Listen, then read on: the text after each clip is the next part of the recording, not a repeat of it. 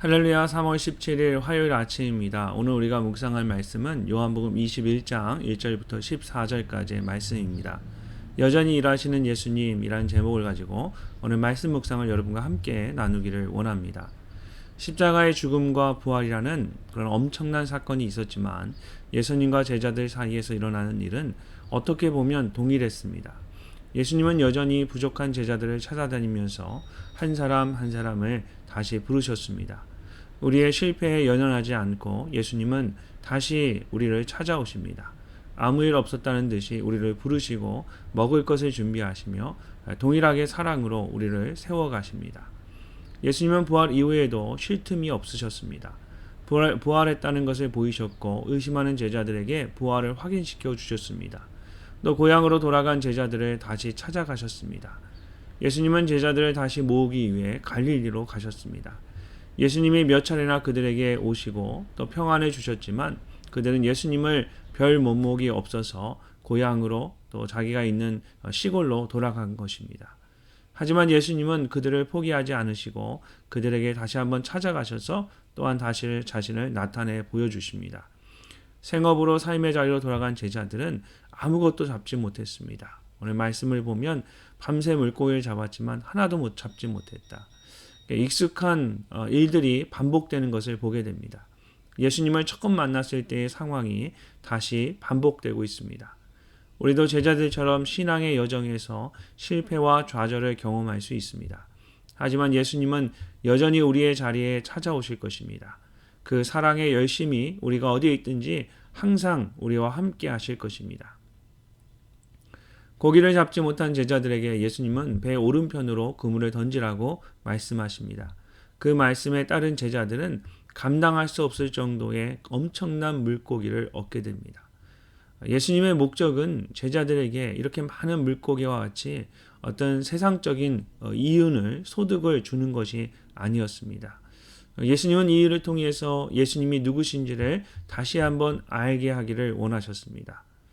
우리는 이런 일이 일어날 때 사실은 예수님보다는 우리가 잡은 그 물고기에 집중하게 됩니다. 그저 153마리의 물고기를 세기에 바쁜 것이 우리의 모습입니다. 하나님이 우리의 인생에 만약 놀라운 일을 행하셨다면 여러분 그때는 우리가 고기를 세는 시간이 아니라 바로 예수님을 바라봐야 하는 시간입니다. 변한 것은 없습니다. 7절에 보면 시몬 베드로가 벗고 있다가 주님이라는 말을 듣고 겉옷을 두른 후에 바다로 뛰어내리더라 라고 합니다. 자, 이런 모습을 보면 참 변함없는 베드로의 모습을 보게 됩니다. 언제나 행동이 앞섰던 베드로는 처음 주님을 만났을 때와 같이 또 모든 시간들에 보여준 동일한 모습으로 또 마지막에도 지금도 다시 앞뒤를 생각지 않고 먼저 뛰어들고 봅니다. 예수님은 제자들을 위해 또 따뜻한 자리와 음식을 준비해 놓고 계셨습니다. 예수님을 만나고 놀라운 고백을 하고 처참하게 실패하고 다시 예수님 앞에 섰지만 베드로는 여전히 베드로였습니다. 우리의 연약함도 이처럼 쉽게 바뀌지 않습니다. 하지만 우리를 사랑하고 기다리시며 우리를 회복시키시는 예수님도 언제나 변함이 없으십니다. 우리의 소망은 변하지 않는 나의 모습이 아니라 우리를 변화시키는 한결같은 주님의 능력에 있습니다. 12절에 보면 예수께서 이르실 때 와서 조반을 먹으라 하시니 제자들이 주님이신 줄 아는 고로 당신이 누구냐 감히 묻는 자가 없더라.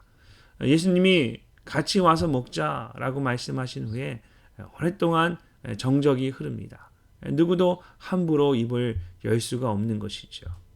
이 상황에서 예수님은 수건을 들으시고 제자들을 섬기셨던 모습과 같이 음식을 제자들에게 하나씩 나누어 주십니다. 13절에 예수께서 가셔서 떡을 가져다가 그들에게 주시고 생선도 그와 같이 하시니라. 마지막 최후의 만찬 때에 그 화기애애하고 시끄러운 분위기는 사라지고 무섭게 내려앉은 침묵만이 그 시간 가운데 가득했습니다. 그러나 예수님은 책망을 위해서 제자들에게 오신 것이 아니었습니다. 그들을 다시 얻고 그들의 변함없는 사랑을 그들에게 보이기 위해서 예수님은 갈릴리로 제자들을 찾아오신 것입니다. 신앙은 예수님과의 관계입니다. 그리고 생각해보면 대부분 예수님과의 관계는 일방적입니다. 우리를 향한 예수님의 사랑이 전적으로 이 관계를 만들고 유지해 갑니다. 예수님은 열심히 우리를 찾아오십니다. 신앙에 실패하고 주님을 배신해 도망간 우리를 변함없이 한결같이 늘 찾아오십니다. 지금도 그 주님이 우리에게 오셔서 아무 일 없었다는 듯이 부르시고 말씀하시며 회복시키십니다.